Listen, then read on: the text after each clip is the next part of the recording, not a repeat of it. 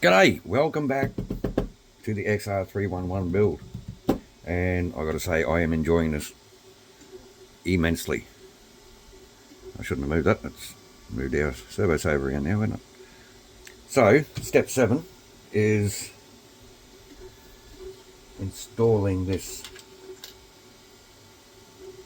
steering link. Okay, it's basically a bell crank. So E4 and E4. They just go opposite to each other. And there's a BB7, which is, I guess, is this brass shaft, and it wants you to grease it up, which we will. Again, I think this design of geometry needs all the help it can get. Now we'll bring our grease in from this side on this one, and this side on this one, and hopefully it all just drags through and goes where it needs to be. Before I do that, we need to put in a ball connector and a nut, and the nut requires thread lock, which I'm going to have to do myself this time because it's actually out in the kitchen making coffee, so, and coffee is more important. So we have ball nut.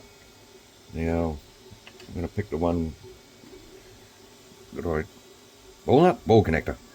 So we're going to pick this one, and this is so very fiddly.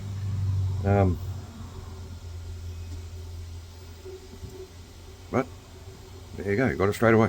Alright, so I'm actually going to get two. Oh yeah, check these out. We 3D printed these solid steering horns to get rid of your servo savers. So we're going to try that on a car one day. Obviously not this car. Who have we got on now? Adam. He's playing with his fast attack vehicle. G'day Adam, how are you? That's Adam from Adam's Playground, by the way. Not like he needs any introduction.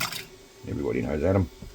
I just found a screw on the manual there, but I think it came out of that box, so it's not out of this kit. Just had me a little concerned for a second. So this brass tube, oh, I see what happens now. Okay, so kind of like a clodbuster setup. So we want that way and then that way, like so. Okay, so I'm going to try and clean up as much of this grease as we can.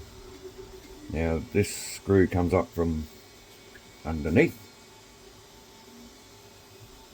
through that aluminium bracket, and this assembly we just put together goes down.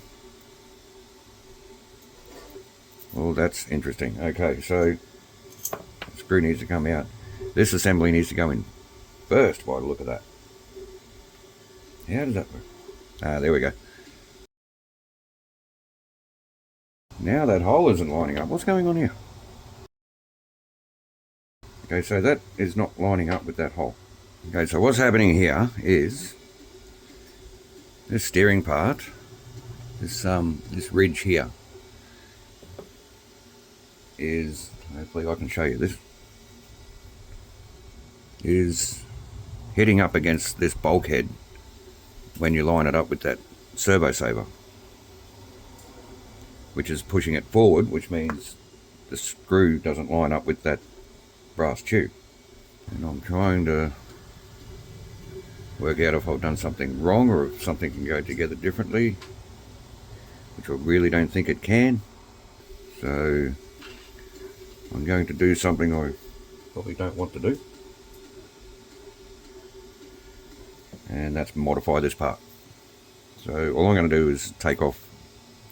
Then again, when that steers, it's still going to jam up, isn't it? So I'm going to try and work this out, and then I'll bring you back. Okay, so I really got caught out with that bit. That screw, it's all in. That screw did not want to go through what actually happened, my mistake, I got this bulkhead around the wrong way, so that sort of panel there was sitting on this side, so it was hard up against that. So I just took everything apart, turned that around, and everything's correct now. And that is your is your steering.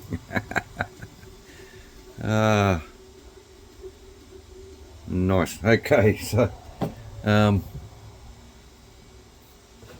under step 8, I guess. So we can put that aside. So again, it's reminiscent of the sand scorcher, where you're going to end up with a bunch of sub-assemblies, and eventually you just put everything together. So yeah, step 8, what do we got? Again, a whole lot going on in the one panel, you know what I mean. And could you come and thread lock these nuts for me, please, mate, when you're ready? Geez, where do we start? Oh, up here, I guess. We have a hub, rear hub, this E21 part, which is this plastic spacer, I guess, going on here. 1150 bushing. It goes into a carrier hub, an E15. It says to make 2, so they got to be the same. We are using the bushings, obviously. I really see absolutely no point in putting bearings in this car. Then again, if these bushings don't want to fit, I might have to use bearings. That's a tight fit there. Who's on now? Freddie. G'day, Freddie. Freddie's playing with his fast attack vehicle. Must have been the flavour of the month back then. We all did one. Yeah, we've got our hub, our spacer, our 2 bearings, and now our drive cup, which Zach has kindly put some thread lock into that hole for me. I'm just taking my little grub screw. Now, it says somewhere here, yes. Okay, position using paper header from screw bag. Guess what? None of the screw bags had paper headers. So I'm going to use, what am I going to use? I'm going to use one of these sticker sheets. So what they're telling you to do is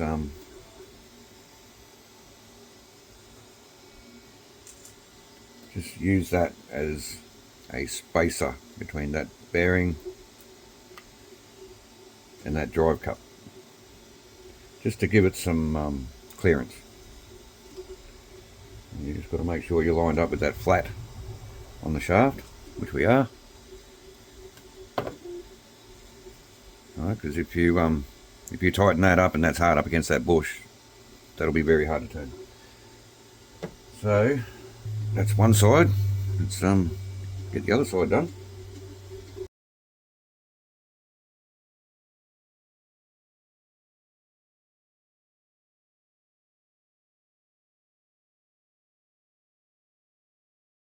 Alright, so there are our rear hubs assembled. Looking very cool. Tell you what, Zach's going to have a fun time putting these wheels on. I'm guessing you're not supposed to change them too often. Alright, so what do we have here? We have an E11 and an E6. E11, E6, E11, E6, they're all the same. Okie dokie.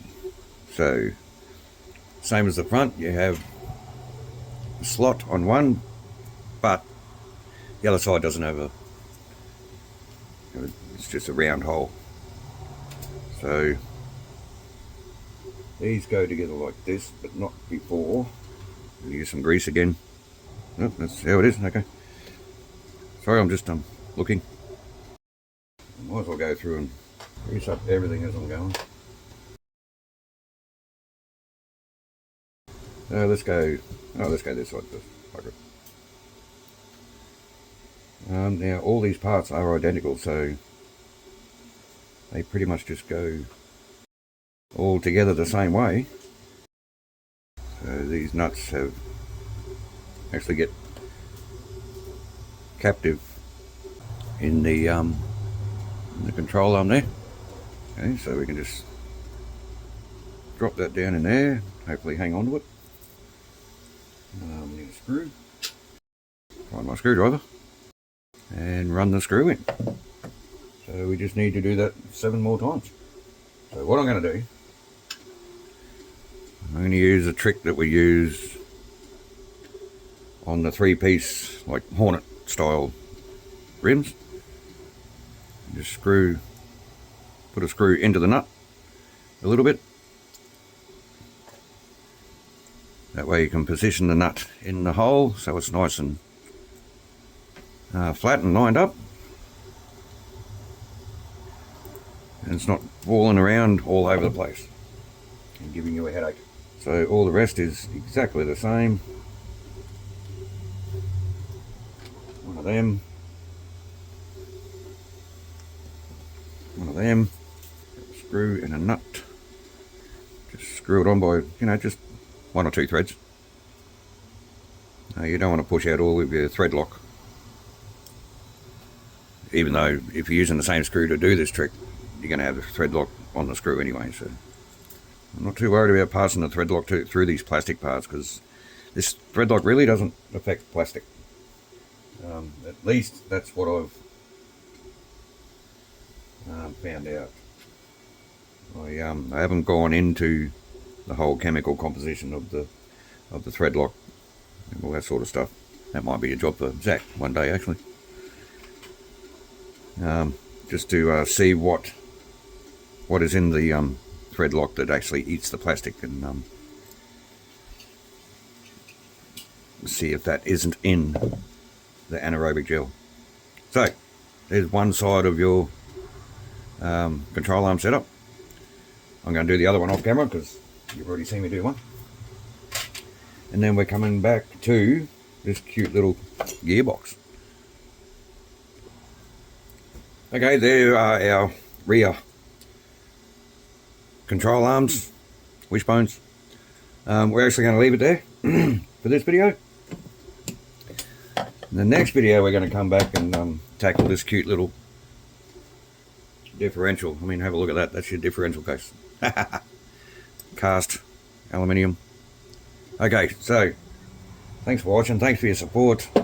As always, have a great day. See you next time.